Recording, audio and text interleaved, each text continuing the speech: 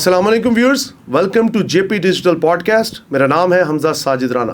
मुल्क पाकिस्तान की सियासत की जब बात की जाए तो हमें अक्सर हुब्बे जा का एक कॉन्सेप्ट नज़र आता है। आई मीन टू से कि प्रोटोकॉल की एक आदत है जो कि हमारी सियासत के अंदर मौजूद है। कई लोग तो सिर्फ पॉलिटिशियन और पब्लिक ऑफिस होल्डर शायद इसलिए बनते हैं कि हमें एक प्रोटोकॉल मिले, हमें एक आली वकार और जी वकार मिजाज के साथ ट्रीट किया जाए।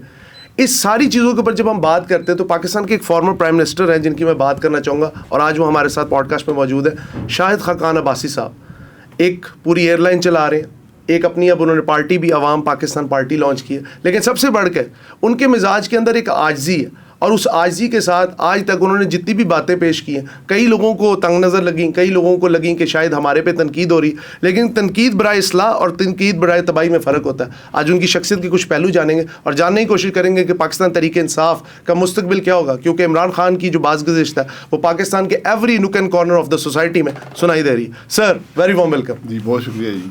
सर, सबसे पहले तो मिजाज बखैर। बहुत मेहरबानी। अच्छा, सबसे पहले मुझे ये बताएं सर, आपका जो टेन्योर था तो शायद थोड़े अरसे का 10 माह का था गालबन? जी, पूरे 10 माह। पूरे 10 माह, एक दिन ज़्यादा एक दिन कम। तो सर, सबसे पहले मुझे ये बताएं कि आपके टेन्योर के दौरान आपने बाहर भी ट्रैवल किया, लेकिन हमने एक वाहिद प्राइम मिनिस्टर पाकिस्तान का ऐसा देखा है जिसको प्रोटोकॉल की बिल्कुल आदत नहीं है। अभी भी आप आए, मेरे ख्याल में आपके साथ आपके एक दो दोस्त हैं बस, और आप गाड़ी में सिंपल है। ये जो सिंपलिसिटी है मिजाज की, ये कहाँ से आई? यार, ये सिंपलिसिटी नहीं है, हर एक अपना रवैया होता है। मुझे हकीकत है प्रोटोकॉल समझ नहीं आता कि प्रोटोकॉल होता क्या है। यकीन करें, प्रोटोकॉल का अगर ये मतलब है कि आप वज़ीर हैं या कोई ओहदा रखते हैं और आप एयरपोर्ट जा रहे हैं, तो पहले 2 गाड़ियाँ जाएंगी जो जाके बाद देखेंगी और साहब का बोर्डिंग कार्ड लेंगी और फिर वहाँ खड़े होंगे 3-4 आदमी, और जब आप जाएंगे तो आपकी गाड़ी होगी, पीछे एक और गाड़ी होगी, एक पुलिस की गाड़ी होगी। ये बात मेरी समझ से बाहर है। एक गरीब मुल्क के जो लोग अरबाब इक़्तिदार या इख्तियार, उनको ये काम नहीं करना चाहिए। ये एक सोच की अक्कासी है और ये बहुत बुरी सोच है कि आप क्या समझते, ये हुकूमती वसाइल आप खर्च कर रहे हैं, ये इस मुल्क के गरीब लोगों के पैसे आप खर्च कर रहे हैं। तो मैं हमेशा से मेरा इस बारे में बड़ा एक मनफी सोच रही है कि भाई ये बात बिल्कुल काबिल कबूल नहीं है। मैं PIA में भी चेयरमैन रहा हूँ जी, तो वहाँ पे प्रोटोकॉल ऑफिसर होते थे। मैंने कहा प्रोटोकॉल ऑफिसर क्या कर रहा है PIA में? PIA की सारी काम ही प्रोटोकॉल देना है। पैसेंजर जो पैसे देते हैं आप उनको प्रोटोकॉल देते हैं। true. और मैंने कहा कि मैं जहाज़ पे चढ़ूँ या उतरूँ, मुझे कोई अफसर नज़र आया मुझे रिसीव करने या छोड़ने के लिए, मैं कहा वो जगह फिर कल नहीं होगा। मुझे एक पुराने चेयरमैन मिले, उन्होंने कहा ये आपने कैसे किया है? मैंने कहा मैंने इस तरह किया है कि ये जो प्रोटोकॉल से कहते हैं इसका कोई मकसद नहीं है। आप जहाज़ पे बैठने जा रहे हैं, पीछे 6 आदमी 10 आदमी आपके पीछे चल रहे हैं, वहाँ पहुँचते हैं 10 आदमी इंतजार। भाई उन 10 आदमियों ने अपना कोई काम नहीं किया, वो अपना वक्त ज़ाया कर रहे हैं। आप बैरून मुल्क जाते हैं, एम्बेसडर मुझसे नाराज़ होते थे, आपने बताया नहीं। मैंने कहा मेरा आपका कोई ताल्लुक़ नहीं है, आपका काम नहीं है कि एयरपोर्ट आके मेरा इंतज़ार करें। ये बातें ही गलत है, ये ख़त्म होनी चाहिए। लेकिन हम पता नहीं इससे ज़्यादा खुश होते हैं इन चीज़ों को इस्तेमाल करके। जहाँ पे हुकूमती वसाइल आप ज़ाया करेंगे, आप जुल्म कर रहे हैं मुल्क के साथ, क्या के वसाइल के साथ। क्या प्राइम मिनिस्टर ऑफ पाकिस्तान का घर भी 10 डाउनिंग स्ट्रीट की तरह होना चाहिए? उससे भी पाकिस्तान के प्राइम मिनिस्टर का घर कोई ख़ास घर नहीं है हकीकत से। आपने तो देखा है? मैंने देखा है सिर्फ, मैं एक दिन भी वहाँ रहा नहीं हूँ। हाँ, मैं नहीं रहा। You never used? नहीं। Even for the meetings? नहीं, वो तो उसका एक ऑफिस है, वो अलग है। सेक्रेटरीट, हाँ जी, रहने की घर है वो अलग है। तो वो घर हम ऑफिस हफ्ते में एक दफ़ा इस्तेमाल करते थे, क्योंकि इंतज़ामिया ने कहा था कि अगर आप इस्तेमाल नहीं करेंगे तो ये ख़राब हो जाएगा, तो इसलिए हम उसको हफ्ते में एक दफ़ा इस्तेमाल कर लेते थे। अच्छा, USA आपने तालीम भी आपकी USA से है, USA आप आते जाते भी रहे, आपको क्या लगता है कि पाकिस्तान के जो सिस्टम है, आप एज अ स्टूडेंट जब वहाँ पे गए तो उधर के सिस्टम को आपको ने कैसे एनालाइज किया कि US का जो पॉलिटिकल सिस्टम है या ओवरऑल जो सिस्टम है सोसाइटल, उसको आप किस तरह कंपेयर करेंगे? हमारे यहाँ पे कौन सी ऐसी वैल्यूज़ हैं जिसका फुकदान है? वैसे कहने को तो हम मशरिकी माशरा है, हम बड़े वो कहते हैं विद सो मच प्राउड, हम हमेशा कहते हैं कि जी हमारा जो सिस्टम है जो माशरे का वैसा कोई नहीं है। क्या कहते हैं आप? देखिए, उनके निज़ाम की जो सारी बुनियाद है ना, वो सच पे मबनी है कि हम झूठ नहीं बोलेंगे। सारा निज़ाम इस पर चलता है। वहाँ जो अदालत में जब एक विटनेस जाता है तो उसका ओथ ये होता है कि मैं सच बोलूँगा, और सिर्फ सच बोलूँगा और सच के अलावा कुछ नहीं बोलूँगा। ठीक है। और इसमें सारा निज़ाम चलता है। अगर वो वहाँ कोई झूठ बोल दे उसकी बड़ी सज़ा भी है, और कोई झूठ बोलने की हिम्मत भी नहीं करता। उस माशरे के अंदर सच है, चाहे बात कड़वी हो जैसी भी हो।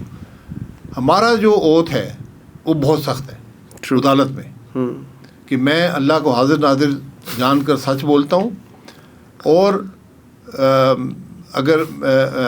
और मुकम्मल सच बोलूँगा, और अगर मैं सच न बोलूँ तो अल्लाह ताला का मुझ पे कहर नाज़िल हो। ये बहुत सख्त ओथ है। मैं अल्लाह करे गलत हूँ, मेरा ख्याल है कि 90% जो विटनेस होते हैं हमारी अदालतों में झूठ बोलते हैं। 300 रुपये में गवाही बिकती है जी बाहर। तो 300 वो तो बेचारे चले जो भी हैं।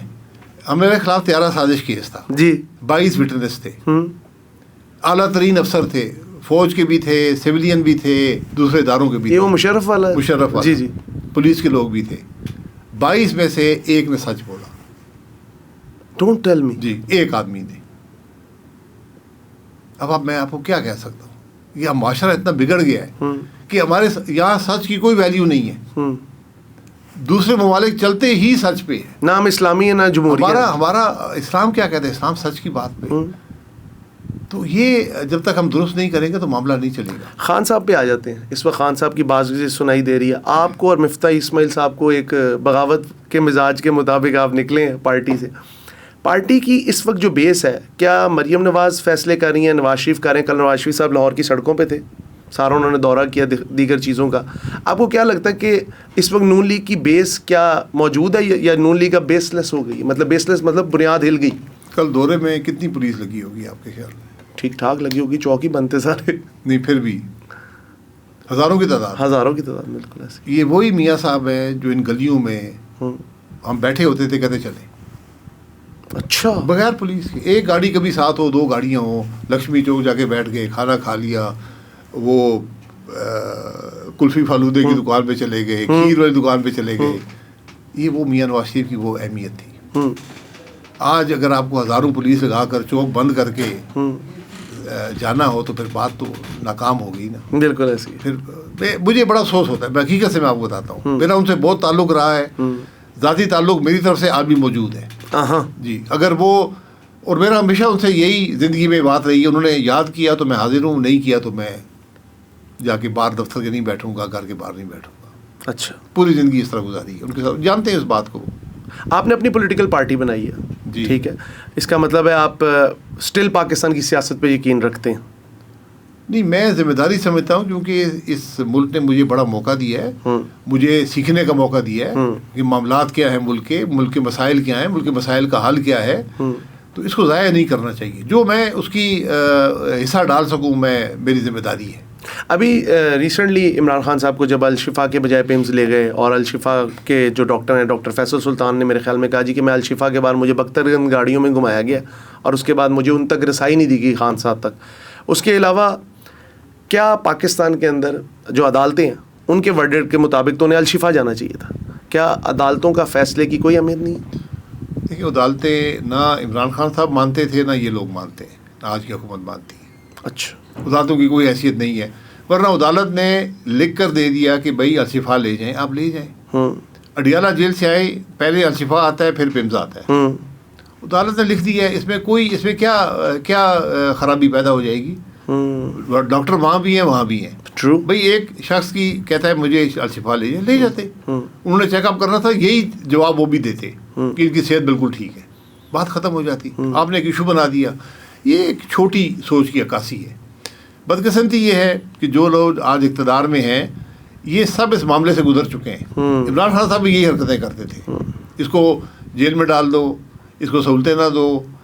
मैं जेल में था तो वहाँ पे PTI के वर्कर भेजे जाते थे, उसी ज़िले के ओहदेदार, कि जाके देख के आओ कोई इनको सहूलत तो नहीं मिली हुई। अल्लाह माफ़ करे। और वो आके बेचारे, हमारे अपने दोस्ती थी उनके साथ, 20-20 साल की, किसी और जमात में थे पहले, PTI में हमने तो कभी दुश्मनी बदली, सियासत दुश्मनी नहीं बदला। वो आके खुद बेचारे थे, शर्मिंदा होते थे कि हम किधर आए हैं, फिर आके कहते थे यार बस माफ़ कर दे। तो इस किस्म की, तो अगर उन्होंने ये काम किया है तो आप कम अज़ कम ये रवैया तो ना रखें। मियाँ साहब यहाँ कोट लखपत जेल में थे, लोग जाके मिल सकते थे उनको, हम जाते थे, वहाँ मिलते थे। अच्छा। हाँ, बड़ी बड़ी तादाद में सियासी लोग जाके मिलते थे, बाद में बंद कर दिया गया।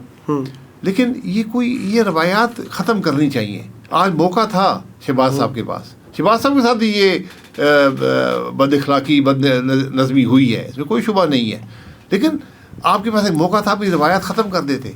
अच्छा सर, एक और चीज़ बताएं, अभी PIA की बिडिंग हुई जी, आरिफ हबीब साहब उसमें शरीक थे। आप एक पूरी सक्सेसफुल एयरलाइन चला रहे हैं। मेरे ख्याल में पाकिस्तान में अगर PIA के बाद हम कोई एयरलाइन की नाम जानते हैं वो एयर ब्लू है। एयर ब्लू मैनचेस्टर तक जाती थी, अब सिर्फ गल्फ तक होके रह गई है। मुझे ये बताएं, आपकी उस बिडिंग में नज़र नहीं आया हमें? नहीं, सिर्फ हमने ही बिड किया था। अच्छा। मैं एयर ब्लू जो है 2013 के बाद नहीं गया, मैं वज़ीर बन गया था। क्यों? नहीं, मैं वज़ीर बन गया था ना, फिर मैं काम नहीं कर सकता था। 10 साल मैंने एयरलाइन बनाई और चलाई, 10 साल। उसके बाद मैं बोर्ड ऑफ डायरेक्टर पे था। मुझे महसूस हुआ कि हुकूमत शायद इस बात को पसंद नहीं करती, तो मैं वहाँ से भी निकल गया कि भाई इदारे को क्यों नुकसान हो। तो उसके बाद मैं नहीं गया। अभी जब वो बिड कर रहे थे तो मुझसे उन्होंने पूछा, तो मैंने कहा कि यार $1 बिड कर देना। मैं हकीकत से आपको बता रहा हूँ, इससे ज़्यादा वैल्यू नहीं है। $1? $1 अनबिलीवेबल। मैं आपको हकीकत बता रहा हूँ, PIA की वैल्यू $1 से ज़्यादा नहीं है। Not more than. हाँ, उन्होंने $100 मिलियन बिड किया। जो बिड जीते हैं तकरीबन $600 मिलियन जीते हैं, जिसमें से 500 वापस आ जाएगा। अच्छा, आई मेट विद आरिफ हबीब साहब कुछ 2 साल पहले कराची में, एक लीग के सिलसिले में, क्रिकेट लीग में। तो वो तो बड़े विजनरी और बड़े सिंपलिस्टिक किस्म के आदमी हैं। दोनों ने किस तरह ये, नहीं, बड़े समझदार आदमी हैं और क्रिकेट बहुत अच्छी खेलते हैं। हाँ। और अभी तक हर वीकेंड पे खेलते हैं। हाँ, उन्होंने, मेरी उनसे बड़ी अच्छी कुर्बत है। अच्छा। एक एहतराम का रिश्ता है। मुझे समझ नहीं आई। आपको नहीं समझ? इकोनॉमिक सेंस नहीं बनती, सारे नहीं बनती। अच्छा, तो $1 लगाने का क्या, ये आपने थोड़ा तंज़िया अंदाज में, सार्कास्टिक वे में कहा? भाई कुछ बिड तो करना है ना। ये नहीं कह सकता मुझे पैसे दो और इदारा दे दो। $1 कीमत है PIA की, $1 की। $1 PIA के अंदर इतने ज़्यादा अखराजात आपने करने हैं कि आप वो $1 भी ज़्यादा है। अभी वो इथोपियन एयरलाइन का CEO इधर लेके आए, आपको लगता है वो सीधा? वो चले गए, वो नहीं आए, वो वापस चले गए। वो एयर इंडिया में चले गए। वो बहुत काबिल आदमी है, बहुत अच्छी, वो अच्छी चॉइस थी, बहुत अच्छी चॉइस थी। और भी लोग मिल जाएंगे, लेकिन वो एयर इंडिया से भी बात कर रहे थे, तो एयर इंडिया चूँकि ग्लोबल एयरलाइन थी, उनके भी बहुत मसाइल हैं। एयर इंडिया ने जब से प्राइवेटाइज हुई है तकरीबन $2.5 अरब का नुकसान किया। $2.5 अरब का नुकसान हो गया है। वो मांग रहे शेयर होल्डर्स के कि आप $2.5 अरब डालें कंपनी के अंदर। तो PIA भी आसान नहीं है, मुश्किल काम है। सीरीन एयर भी बंद हो गई, उन्होंने ऑपरेशन अपना बंद कर दिया। आपको लगता है पाकिस्तान की एविएशन इंडस्ट्री जो है, प्राइमरीली अभी साउथ एयर भी आई है, ठीक है, छोटे जहाज तो बहुत छोटी है, छोटे जहाज़ों के साथ। आपको क्या लगता है पाकिस्तान की एविएशन डिप्लीट होने जा रही? इंडस्ट्री डिप्लीट नहीं हो रही, आपकी एक सर्टन मार्केट है। तो यहाँ जब भी चौथी एयरलाइन आती है ना, एक बंद हो जाती है। अच्छा, ये है। इससे पहले वो मेरे ख्याल में एक शाहीन बंद हुई, शाहीन पहले रोशिया बंद हुई, बोजा एयर ने तो पहले बहुत ही बंद हुई। तो बस एक PIA है और 3 प्राइवेट है। इसके बाद मार्केट नहीं है। आपका तो नहीं प्लान नहीं किसी चीज का बंद करने का? नहीं, वो देखिए, जब कारोबार चल ना रहा हो तो बंद करना पड़ता है। पाकिस्तान में बहुत मुश्किलात हैं। हुकूमत को समझ नहीं है कि एविएशन क्या होता है, कैसे इंसेंटिवाइज किया जाता है, इसके असरात क्या होते हैं। वो कहते हैं अब आप कम्पीट कर रहे हैं दुनिया की हर एयरलाइन से, एमिरेट से कम्पीट कर रहे हैं। जो जहाज़ आप पाकिस्तान में लाते हैं उस पर आपको 20% ड्यूटी पड़ती है। 20%? अब एमिरेट तो नहीं दे रहा 20%, तो सारा आप कम्पीट कर ही नहीं सकते। अच्छा, there is no room for competition. नहीं, आप देखिए, एमिरेट से कम्पीट कर रहे हैं, उन पर तो 20% ड्यूटी नहीं है। वो तो 20% आपसे जहाज़ कम कीमत में ले रहे हैं। पाकिस्तान का रिस्क फैक्टर भी ज़्यादा होता है। ये बहुत मुश्किल काम है। इससे अगर आपने पैसे ही बनाने तो बहुत आसानी से दीगर काम है मुल्क के अंदर। अच्छा सर, वेरी लास्टली, नए सूबों की बात हो रही है। कई लोग कह रहे पता नहीं 18 सूबे बनेंगे, 15 सूबे बनेंगे। आप गालबन मरी से, आपकी जो कॉन्स्टिट्यूंसी जी, तो सर मरी तो बिल्कुल ही बीच में आता है। हमने हमारी भी डिमांड है पोटोहार सूबे की, पोटोहार की 7,000 की डिमांड है। यहाँ पर जनूबी पंजाब की डिमांड है, सराइकी सूबे भी उसे कहते हैं, बालपुर की भी डिमांड है, KP की कुछ इलाकों में डिमांड है, कराची में लोग सूबा चाहते हैं, कि बलूचिस्तान में कुछ इलाकों में चाहते हैं। लेकिन क्या मसला मुल्क का सूबे हैं? ये एक हल का एक हिस्सा हो सकता है। लेकिन पाकिस्तान में बहुत सी ऐसी जगह जहाँ पर लोग बड़ी जज्बे के साथ सूबे नहीं चाहते। तो आपको ये सब चीज़ें रिकंसाइल करनी पड़ेंगी। आप रात के अंधेरे में सूबे नहीं बना सकते, आग लग जाएगी मुल्क में। लेकिन उससे पहले ज़रा मसला तो देखें कि मसला है क्या। सूबे का सबसे बड़ा मसला है कि यहाँ कोई निज़ाम नहीं है। पाकिस्तान में कोई निज़ाम, पाकिस्तान में सूबों के अंदर कोई हुकूमती निज़ाम नहीं है। एक मीटिंग होती है, चीफ मिनिस्टर साहब या साहिबा बैठती हैं, 4-6 अफसर या मिनिस्टर बैठे होते हैं और वो फैसला सादर फरमा देते हैं, फरमा देती हैं। ये नहीं देखा जाता कि इस फैसले के क्या असरात हैं, ये अवाम का पैसा है, ये किस मकसद के लिए इस्तेमाल होना चाहिए। वो डायरेक्टिव बन जाता है, उसको सारे इम्प्लीमेंट करना शुरू कर देते हैं। इस तरह ये तो बादशाहत हो गई ना, ये तो जमहूरी निज़ाम ना हुआ। जमहूरियत में आप एक पैसा भी अवाम का खर्च करते हैं, उसके रूल्स होते हैं, प्रोसीजर्स होते हैं, रेगुलेशंस होते हैं, उसको पब्लिक किया जाता है कि ये पैसे कहाँ खर्च हो रहे हैं, क्यों खर्च हो रहे हैं। दूसरा एक नाइंसाफ़ी है।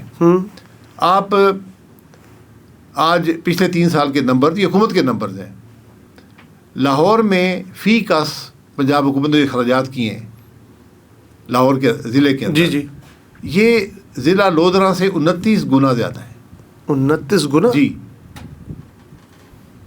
ये तो कोई प्रपोर्शन ही नहीं। मैं यही कहता हूँ, आप देख लें, सबका यही हाल है। किसी से 18 गुना ज़्यादा है, किसी से 10 गुना ज़्यादा है। तो ये जब गैर मुनसिफाना तकसीम होगी वसाइल की, तो फिर लोग इसको कबूल नहीं करते। तो आपको पहले इस निज़ाम को ख़त्म करना पड़ेगा। और आप जो मर्ज़ी कर लें, यहाँ कोई सूबे में पूछने वाला नहीं है। क्या सदारती निज़ाम हल है? नहीं, सदारती निज़ाम आज आपसे वफाक नहीं चलता। सदारती निज़ाम में सूबे भी आ जाएंगे तो मुल्क कैसे चलेगा? आपसे आज एक वफाक नहीं चल रहा, बिल्कुल ऐसी। तो फिर ये खाम ख्याली है। सदारती निज़ाम में हकीकत है मुल्क को ख़तरा है। पहले भी सदारती निज़ाम में मुल्क को 80 साल से खतरा नहीं, मुल्क टूटा आपके सामने टूटा सदारती निज़ाम की वजह से। पार्लियामानी निज़ाम में हर एक को हिस्सा मिल जाता है। हमारे जो 4 सूबों में, वहाँ पर मुख्तलिफ कौमें हैं, मुख्तलिफ लोग हैं। कराची को भी हिस्सा मिल जाता है, दीगर इलाकों को हिस्सा मिल जाता है, तो इक़्तिदार में शरीक हो जाते हैं। सदारती निज़ाम में शिरकत नहीं होती और एक्सपेक्टेशन यही है कि सदर जो बनेगा पंजाब से बनेगा। फिर फितरी तौर पर दूसरे सूबे उसकी मुखालफत करेंगे, यानी उस पर एतमाद नहीं करेंगे। तो लोकल गवर्नमेंट होनी चाहिए। फिर लोकल गवर्नमेंट भी निज़ाम का हिस्सा होना चाहिए, लेकिन बड़ी एहतियात के साथ। जो कुछ एक्सपेरिमेंट्स हमने लोकल गवर्नमेंट के किए हैं, वो करप्ट तरीन गवर्नमेंट्स वहाँ बनी है। और दूसरा ये है कि उनका एक इख्तलाफ है डायरेक्ट MNA और MPA से। ट्रू। तो MNA MPA कब्जा कर रहे थे लोकल गवर्नमेंट पर भी। वसाइल की जब तकसीम होती है तो कोशिश ये होती है कि उनको वसाइल ना मिलें, ये इतने मिले कि बस वो एक सतही तौर पे अखराजात कर सकें। तो ये ज़रा कॉम्प्लिकेटेड इश्यूज़ हैं गवर्नेंस के। इनको आपको एक मुस्तकिल हल ढूंढना पड़ेगा, क्योंकि ना आपका लोकल गवर्नमेंट चलती है, ना सूबे चल रहे हैं, ना वफाक चल रहा है। अच्छा सर, आपके पास पेट्रोलियम मिनिस्ट्री भी रही जी।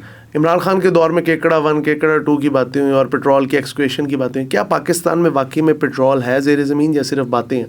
दुनिया में हर जगह पे है, लेकिन बात यह है कि क्या इकोनॉमिकली आप उसको निकाल सकते हैं, नहीं निकाल सकते। तो ये जो वेल है, जो डीप, ये डीप सी, अल्ट्रा डीप इसे कहते हैं। इतना डीप सी में कहीं वेल नहीं है। शायद ये पाकिस्तान ने जो किया था ये डीपेस्ट था, या शायद चंद डीपेस्ट में से एक था। अच्छा। और इसमें तकरीबन $125 मिलियन की लागत आती है। ठीक है। कोई गारंटी नहीं होती कि निकलेगा या नहीं निकलेगा। मतलब वो अंधा कुआं है, ये कह सकते हैं। पैसा हमेशा देखिए, ड्रिलिंग जब भी आप करते हैं ना, आप अंधा कुआं ही होता है। ठीक है। आपके पास कुछ स्टडीज़ होती हैं, एक्सपेक्टेशन होती है, ये सारी प्रोबेबिलिटी की गेम है कि क्या प्रोबेबिलिटी है फाइंड की, तो आप उसके मुताबिक ये चीज़ें जो हैं ड्रिलिंग करते हैं। ये केकड़ा वाला जो वेल था, ये मैंने ही डेवलप किया था। ये बहुत अरसे से पड़ा हुआ था। इसमें से एक चाइनीज़ कंपनी थी, वो निकल गई थी। ठीक है। उसकी जगह हम अमेरिका की और दुनिया की सबसे बड़ी कंपनी लेकर आए, एक्सॉन को। बड़ी मेहनत करनी पड़ी, तकरीबन 2-2.5 साल लगे थे। मुख्तलिफ मीटिंग्स हुई, फिर मैं प्राइम मिनिस्टर तक आके साइन किया कि हम ऐसा बनेंगे। वो ये कहते थे कि इसके अंदर ऑयल है। ठीक है। हमारे एक्सपर्ट और जो दूसरी जो इटालियन कंपनी थी जो ऑपरेट कर रही थी, जिसने ड्रिल करना था, वो कहते थे गैस है। ठीक है।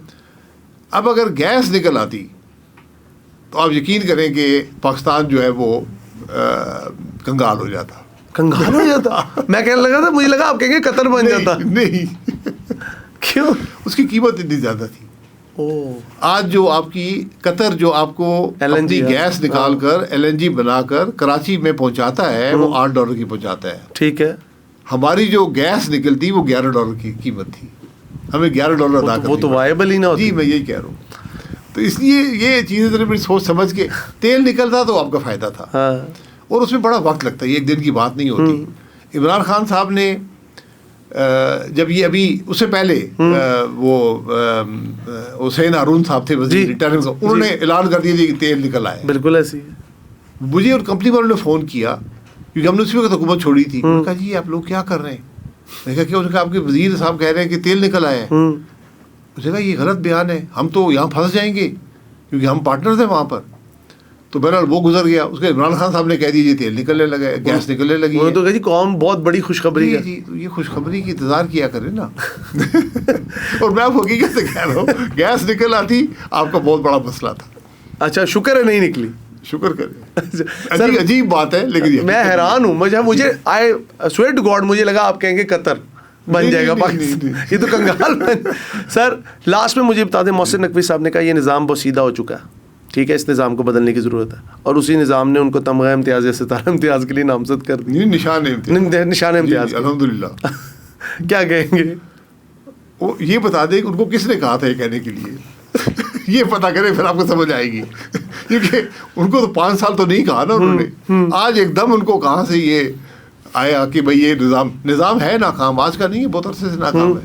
तो वो नाकाम निज़ाम का हिस्सा है, तो उन्होंने पसंद किया कि मैं नाकाम निज़ाम का हिस्सा रहूं, और उस नाकाम निज़ाम ने उनको निशान इम्तियाज़ जो सबसे बड़ा होता है, सबसे गैलेंट्री निशान होते हैं, नहीं गैलेंट्री नहीं, ये मुख्तलिफ सिविल अवार्ड, बट सबसे बड़ा निशान होता है, फिर हिलाल होता है, फिर सितारा होता है, फिर तमगा होता है, और उसके बाद हुस्न कारकर्दगी आता है, वो तो नीचे होता है। और इसके भी मुख्तलिफ होते हैं, एक कायद आज़म के नाम से भी होता है, पाकिस्तान के नाम से भी होता है। सर ये जो हर एक को देने का एक स्टाइल बन गया, और उसके ऊपर कई मरात भी हैं कि आप किसी गेस्ट हाउस में जाके स्टे कर सकते हैं, घूमती किसी सर्किट हाउस में, तो सर ये क्या तरीक़ेकार है इसकी? कोई वो होते हैं मतलब क्राइटेरिया के ये बंदा जिसको भर्ती दे दे, कोई क्राइटेरिया नहीं है। ये वज़ीर आज़म की भर्ती है, इसको भर्ती बांटते स्वाबदीद जी, वो बड़ी एहतियात से बांटे जाते थे, दिए जाते थे, अब बांटे जाते, ये फ़र्क हो गया। अभी CDF को मुशीर का ओहदा मिल गया वज़ीर आज़म के, आर्मी एक्ट में तब्दीली हुई है जी, तो आपको क्या लगता है? इट्स फाइन, ठीक है, जो मर्जी करे जी। अगर वो समझते हैं निज़ाम चल रहा है, इससे बेहतर चल रहा है तो ठीक है, मुशीर भी हो जाए। जो देखिए, जब भी आप इस किस्म के इख्तियारात की कंसंट्रेशन करते हैं ना, इसमें हमेशा ख़राबी होती है। इसलिए बड़ी एहतियात से ये निज़ाम बनाए जाते हैं, सोच एक डिबेट होती है, उसके बाद चीज़ें बनती हैं। उजरत में जो काम होता है उससे नुकसान होता है। पाकिस्तान के आइन को रीडिफाइन होने की ज़रूरत है। पहले इम्प्लीमेंट तो करें ना उसको। रीडिफाइन तो बाद में करेंगे।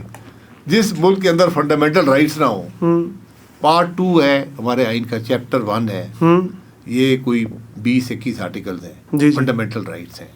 आज इस मुल्क के अवाम को उसमें से एक भी चीज़ मुयसर नहीं है। True. और ये बुनियादी रिश्ता होता है रियासत का और शहरी का, हमने वो ख़त्म कर दिया। पहले उसको तो ठीक करें ना, फिर जाके आगे बात करेंगे। जाते जाते वन लाइनर दे दें, बलूचिस्तान की सिचुएशन इस वक्त काफ़ी वर्स्ट हुई हुई है, काफ़ी ज़्यादा टेरर अटैक हैं, BLA है, BLF है, और इंटरनेशनल भी कई साजिशें हैं। क्या लगता है बलूचिस्तान का क्या मुस्तकबिल होगा? क्योंकि सरफराज बुगटी साहब तो हमेशा हर चीज़, हर वाक़ये के बाद वो एक पूरे प्रोटोकॉल में निकल के कहते हैं सब अच्छा। नहीं, सब अच्छा नहीं है, आपको उनकी राय का एहतराम करना होगा। बात फिर वहीं फंडामेंटल राइट्स पे आती है। फंडामेंटल राइट्स है उनको, आप यकीन करें बलूचिस्तान के लोग हमसे ज़्यादा मुहब्ब वतन हैं, हमसे ज़्यादा समझदार हैं, हमसे ज़्यादा पॉलिटिकल हैं, हमसे ज़्यादा मामलात को समझते हैं, हम उनकी राय का एहतराम नहीं करते। We don't respect there. वो तो खैर सर पाकिस्तान में ओवरऑल भी अगर देखा जाए तो नहीं, वहाँ पुराना चल रहा है ना, वो 88 से वहाँ उनकी इलेक्शन जो है लिस्ट बनती है, ये जीतेगा ये हारेगा। जब आप ये हालात करेंगे तो फिर मामला नहीं चलता। क्या पीपल्स पार्टी जो है वो नए सूबों की मुखालफत करेगी? पीपल्स पार्टी अपने मुफाद का तहफ़्फ़ुज़ करेगी। फ्रॉम डे 1 यही करते आए वो। इसीलिए मैं कह रहा हूँ कि आप ये जो अखराजात वाला मामला है ना, इसको बुनियादी सतह पे ले जाए, ज़िले में ले जाए, कि जो सूबे के पैसे हैं वो ज़िले की सतह पे आबादी के लिहाज से, जो भी आपका क्राइटेरिया है उसके लिहाज से तकसीम किए जाएंगे, तो ये सब ठीक हो जाएगा। नवाज शरीफ सूबे ना बनाए, ये काम कर दें, सब ठीक जगह पे आ जाएंगे। नवाज शरीफ साहब ने कहा कि मैं वज़ीर आज़म आज़ाद कश्मीर बनना चाहता हूँ। नहीं, वो उन्होंने शायद तकरीर में कहा हो, लेकिन अभी मौका आ गया है, बन सकते हैं, बन सकते हैं, स्पेशल सीट पे जाकर बन सकते हैं। तो ये माजी में सरदार क्यूब साहब बने थे इस तरह।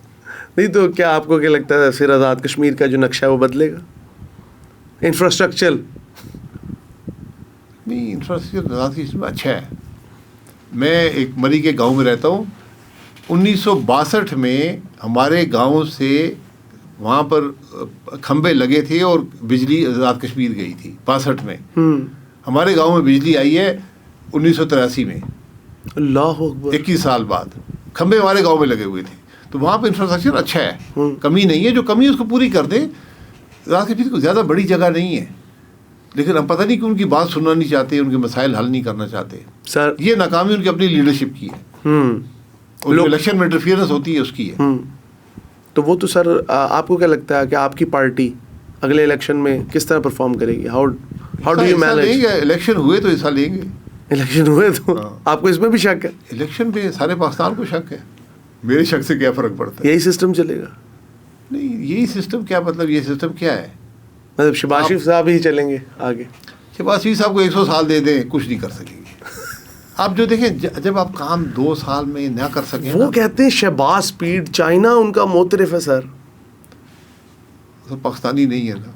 पाकिस्तानी मोतरफ नहीं है। चीन भेज दे, चीन भेज दे, चीन भेज दे ताकि चाइना भी याद करे शहबाज तेरी परवाह से चलता है ज़माना।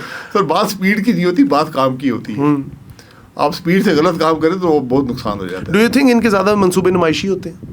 सर कौन से मंसूबे हैं सर? मेट्रो बात आपने, पैसे खर्च करना बड़ा आसान काम है।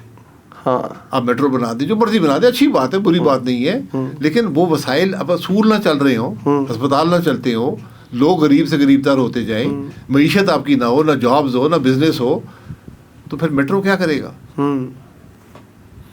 Thank you so much sir, it was a pleasure meeting you. और आपके साथ बात करके बहुत अच्छा लगा।